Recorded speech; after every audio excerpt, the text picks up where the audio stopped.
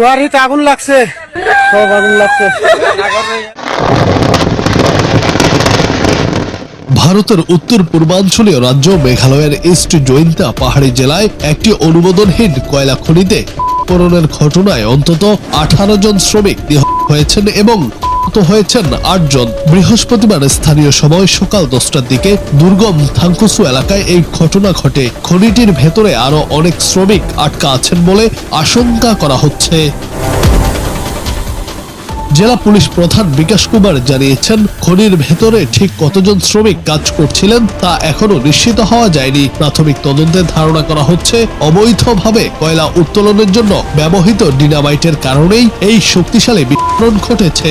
ঘটনার পর উদ্ধার কাজে অংশ নিয়েছে রাজ্য ও কেন্দ্রীয় উদ্ধারকারী দল। তবে দুর্গম এলাকা এবং প্রয়োজনীয় যন্ত্রপাতির অভাব থাকায় বৃহস্পতিবার সন্ধ্যার পর সাময়িকভাবে কার্যক্রম স্থগিত রাখতে হয়েছিল।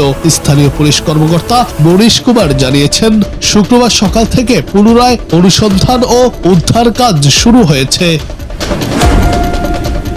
পুলিশের পক্ষ থেকে বলা হয়েছে, যারা প্রাণ হারিয়েছেন তাদের মৃত্যু হয়েছে মূলত হয়ে অথবা সুড়ঙ্গের ভেতরে জমা হওয়া ক্ষতিকর গ্যাসের প্রভাবে শ্বাসকষ্ট জনিত কারণে। খনিটির সঠিক মানচিত্র বা ভেতরে থাকা শ্রমিকের সংখ্যা সম্পর্কিত কোনো তথ্য না থাকায় উদ্ধার কাজ পরিচালনা করতে বেশ বেগ পেতে হচ্ছে। মেঘালয়ের এই অঞ্চলে 2014 সাল থেকেই পানি দূষণ ও পরিবেশগত ঝুঁকির কারণে র্যাট হোল পদ্ধতিতে খনি খনন নিষিদ্ধ করা হয়েছিল। তবে কর্তৃপক্ষের নজর এড়িয়ে এখনো দুর্গম পাহাড়গুলোতে বিপুল সংখ্যক শ্রমিক প্রতিদিন 18 থেকে $24 উপার্জনের আশায় খনিতে কাজ করছেন।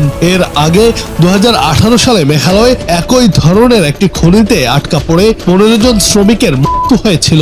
বারবার এমন দুর্ঘটনার পরও অবৈধ খনন প্রক্রিয়া বন্ধ না হওয়ায় স্থানীয় প্রশাসন ও নজরদারি ব্যবস্থার উপর জনমনে তীব্র ক্ষোভের সৃষ্টি হয়েছে।